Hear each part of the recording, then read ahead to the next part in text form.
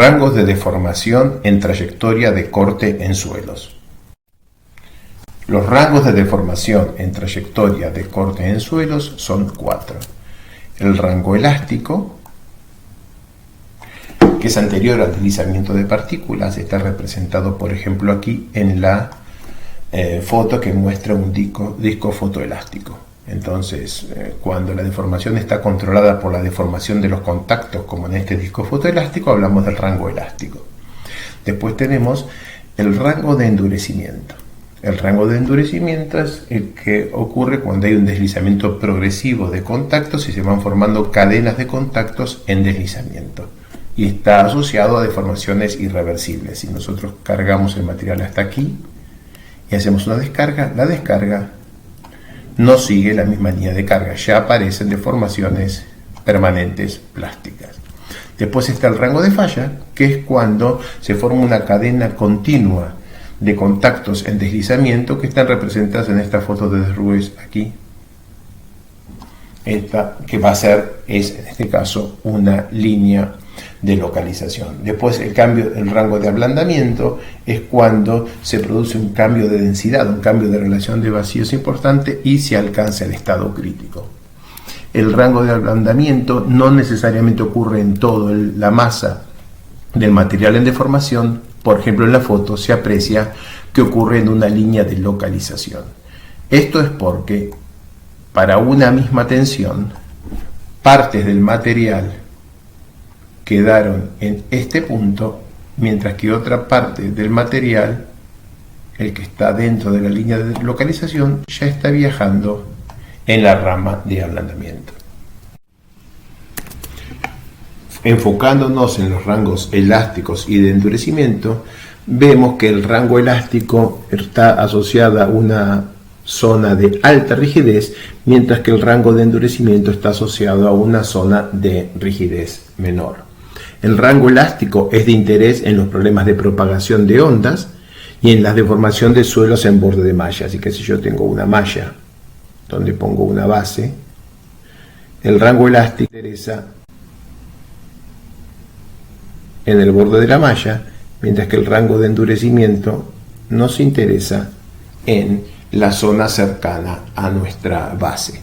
O sea, el rango de endurecimiento, que es el que medimos en los ensayos triaxiales convencionales, están asociados a la deformación del terreno para cargas de servicio. Esto se puede ver también en el gráfico de Tezuka 1991, que muestra la progresión de las distorsiones entre 10 a la menos 7 y 10 a la 1, o sea, una distorsión enorme, y los rangos de deformación asociados, los comportamientos asociados: elástico lineal, endurecimiento, falla y ablandamiento, localización y estado crítico. En la curva de reducción del módulo secante, entonces también podemos ver lo mismo. Cuando la reducción es despreciable, por ejemplo acá pusimos una raya, cuando la reducción es de sobre el 10%, o sea, la rigidez elástico. Después tenemos el rango de endurecimiento, que es donde se produce la mayor parte de la reducción de la rigidez direccional, y por último el rango de falla.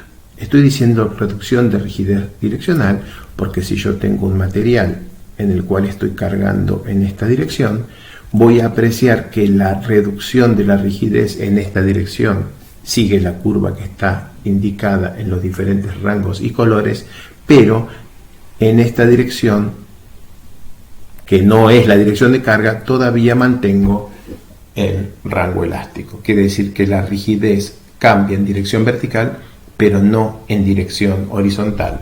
Por eso es que no es muy feliz esta manera de hacer la nomenclatura. Es más lindo poner tau sobre gamma dividido G elástico. Este G elástico es el módulo de corte inicial. El módulo de corte inicial es proporcional a la densidad y a la presión.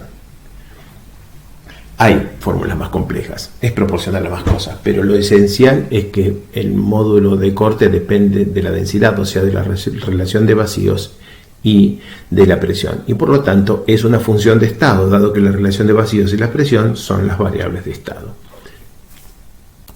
Vayamos al comportamiento de los contactos cuando salen del rango elástico. Sabemos que la rigidez elástica, el módulo de corte G, es proporcional a la presión y a la densidad. Pero vemos en los ensayos experimentales que hay disipación de energía aún en el rango elástico. Y es interesante seguir este razonamiento de Busetic y Dobry para comprender por qué está ocurriendo esto. Así que nos vamos a enfocar en este contacto entre dos partículas. En ese contacto, si hacemos un zoom, tenemos una tensión normal que tiene más o menos la forma que está pintada en color verde. Esta tensión normal tiene esta forma porque el punto medio del contacto, que era el primero que ocurrió, es el que más se deformó, mientras que los bordes del contacto están teniendo deformaciones que son nulas.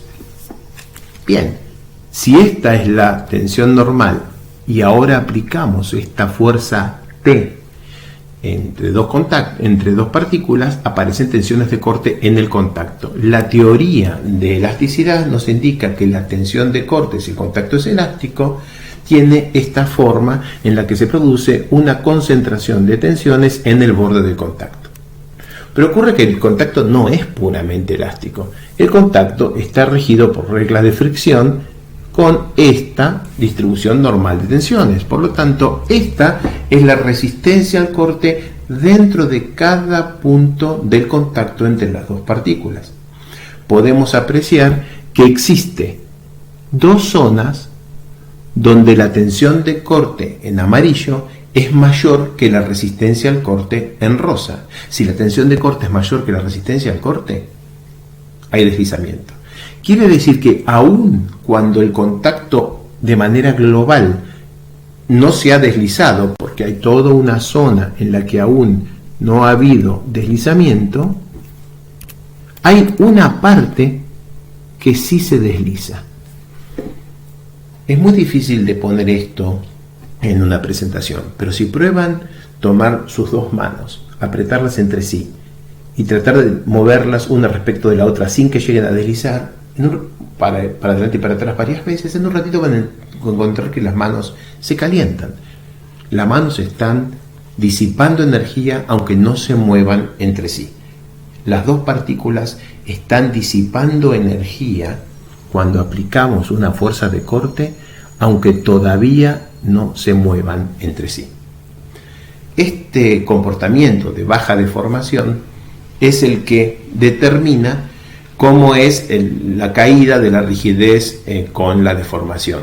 Y depende de cómo es de rígido el contacto entre las partículas. O sea, si el contacto está, por ejemplo, cementado, va a haber más rigidez y va a haber un rango de deformaciones en la que, aún habiendo disipación, todavía podamos hablar de un rango elástico. Vamos a usar este ejemplo de suelo de la ciudad de Buenos Aires para mostrar lo que queremos explicar. Primero, el hecho de que la rigidez depende del confinamiento.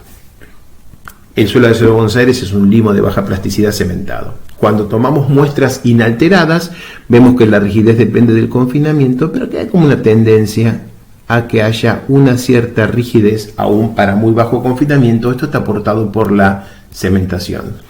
En las muestras compactadas vemos que la banda busca el cero, o sea, para cero confinamiento, cero rigidez, porque el remoldeo y recompactación ha destruido la cementación del material.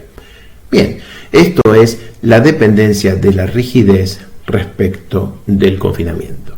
Mucho más interesante para mostrar el efecto de la cementación es cómo cae la rigidez con la distorsión.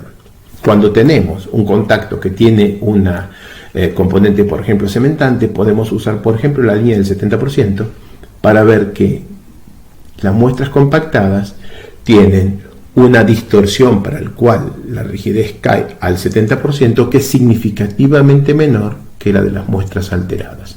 Tenemos que tener esto en cuenta cuando hacemos una calibración de un modelo constitutivo complejo como los que vamos a ver en esta serie de videos, porque el número, digamos, que determina cuál es la velocidad de caída de la rigidez con la distorsión, o sea, el número que determina esto, nos va a controlar también cómo son las deformaciones en nuestra malla de elementos finitos.